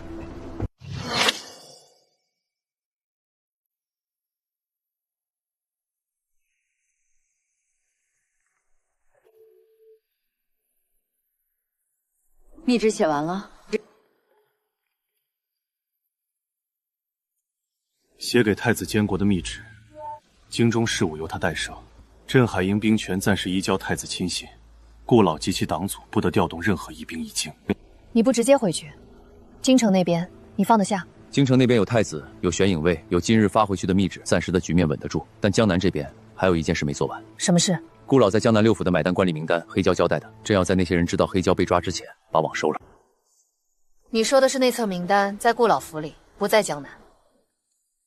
黑胶说那册名单的副本在虎皮椅的暗藏里，吴寻搜到了。夹层里除了名单，还有3封顾老写给陈炳文的亲笔信。亲笔信，那就不是暗账的问题了，那是通敌的铁证。这3封信连同名单，正要在3日内送到太子手上。京城那边一动，顾老就没有翻身的机会了。那你什么时候走？送信的人今夜出发，朕再留几日。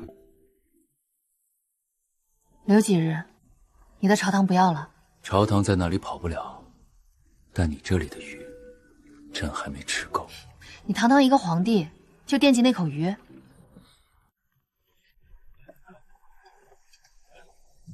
行，留几日就留几日，但你别白吃白住。明儿帮我把岸上那批货对一下单子。你让朕帮你对货单？怎么，御前行走的人连货单都对不了？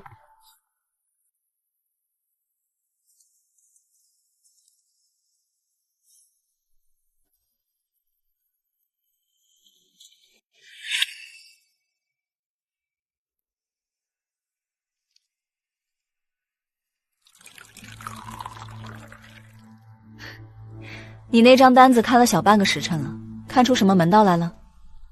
你们曹帮的货单写的都是暗号？不是暗号，是苏州制造局的生丝、江宁的绸缎、徽州的茶叶，每一笔都有对应的码头、船号和交期。你手上的那张是到岸的货单，要和我手上这张发出的单子对得上才叫凭账。你看不懂也不怪你，你平时看的都是奏折，谁给你看过这个？你教朕，朕学得会。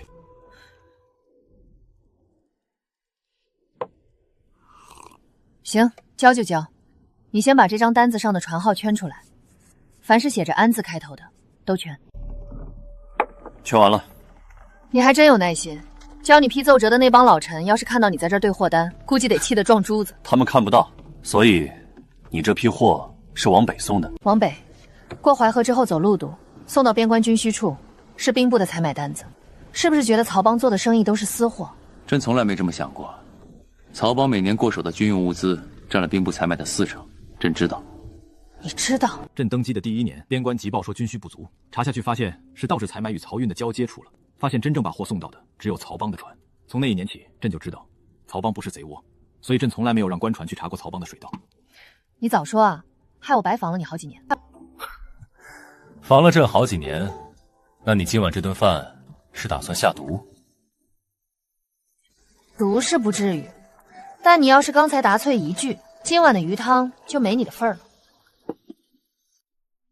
朕记了这道味10几年。10几年？你少来！上次在船上给你做的鱼，你说好吃的时候我都没信。不是上一次，是16年，在封地的城隍庙外，你从施州城里领馒头的那天，城隍庙后面有人支了口锅在煮鱼汤，香味飘过来。那个锅是我爷爷制的。朕知道，那天风很大，你在庙门口捧着馒头，你爷爷在后面煮汤。朕当时站在施州棚里，隔着一阶，但香味飘过来了。朕当时想，这碗汤如果能喝到嘴里就好了。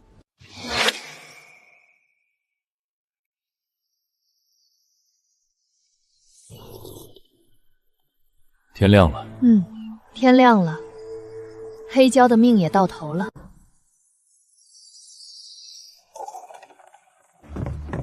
陛下，京城密报，昨夜太子已接管镇海营兵权，顾老今早递了辞呈。辞呈？辞呈，称年迈体衰，启归故里。他跑得倒是快。太子怎么说？太子已经派人坚守顾府，辞呈未批。先以病重不宜远行为由，请顾老在府中静养，实际上已经尽足了。太子做得对。那你现在打算怎么办？京城那边已经动了，你还要在江南待多久？名单和亲笔信昨夜已经发出去了，太子那边有了这些，顾老一党翻不了身。朕今日处理完黑椒的事，然后就启程回京。那走吧。黑椒那边你打算怎么处理？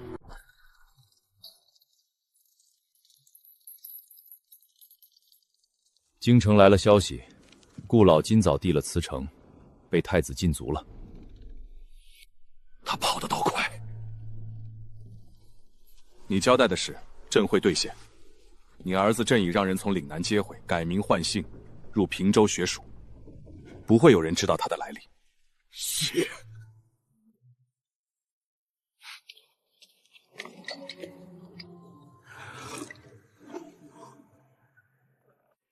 走了。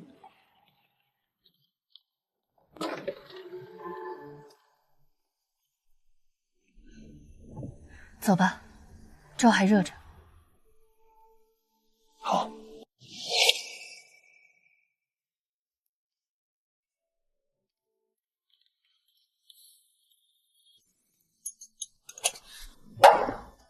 你这皇帝老儿惹出烂摊子，还得老娘来清扫。这烂摊子，朕若不亲手收拾干净，他们迟早会把脏水泼到你身上。你以为朕连杀37名重臣，仅仅是因为黑椒谋逆吗？黑椒不过是把刀，真正让朕动杀心的是顾老在密信中称你为祸国妖女。朕要铺的是一条让你不用低头，堂堂正正走上去的路。算你还有点良心，不过就算他们敢来，老娘的软剑也不是吃素的。朝堂毒瘤虽除，但要彻底堵住天下悠悠众口，单靠杀戮还不够。二娘，朕想带念儿回京城暂住一段时日。你想把我闺女关进那个吃人不吐骨头的金丝笼，想都别想！不是官，是立威。其一，念儿已经16岁，理应回去祭拜先皇。老头子当年有多喜欢你，他在天之灵若看到这么霸气的孙女，定会含笑九泉。其二，朕要让京城那些眼高于顶的王侯将民亲眼看看，曹帮少庄主是何等风采。朕的女儿到了天子底下，一样要无人敢惹其锋芒，这是为她未来的路打下无可撼动的根基。好，但你给老娘听好了，若让她在京城受了半点委屈，我婉儿娘发誓定率10万水鬼凿沉你的龙底。一言为定。娘，爹，你们说的是真的，我真能去京城见世面了。记住，去京城可以，但曹帮永远是你的家。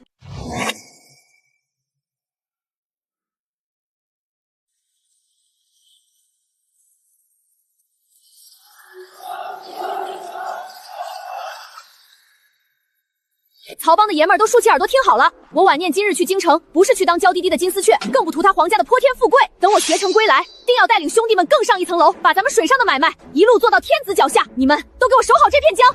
少帮主威武，大当家威武！这才是我婉二娘的主。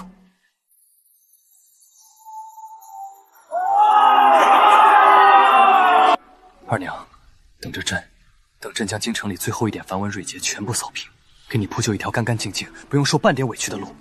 到那一天，哪怕你要朕来入赘曹帮，朕也绝不皱一下眉头。去干你的正事吧，老娘在江南看着你。